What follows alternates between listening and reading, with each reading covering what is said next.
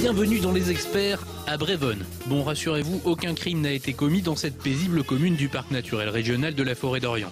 Vous êtes ici sur l'une des 300 parcelles de prairies fleuries candidates au concours national agricole.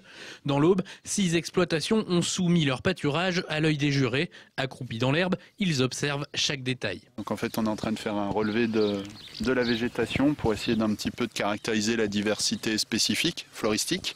Et après aussi pouvoir faire un parallèle avec les caractères agronomiques, l'intérêt du fourrage, mais aussi avoir cette visée, voir si la diversité spécifique qu'on va observer, diversité des espèces végétales, elle peut être favorable aussi à tous les cortèges d'espèces animales. Botanistes, agronomes, mais aussi ornithophiles et apiculteurs composent ce jury.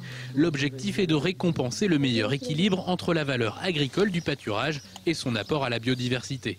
À ce jeu, certains trouvent leur compte, d'autres moins. Vous voyez du trèfle blanc, une des légumineuses favorables, de la minette, du trèfle violet, du lotier corniculé. Donc sur un petit périmètre, là vous avez 4 espèces qui sont intéressantes pour les abeilles.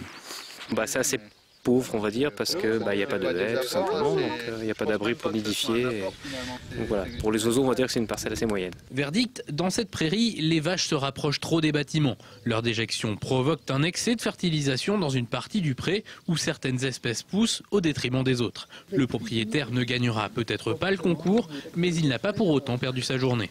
Plutôt que de rajouter donc en fertilisation, actuellement je travaille avec le fumier, qui est également produit par les bovins.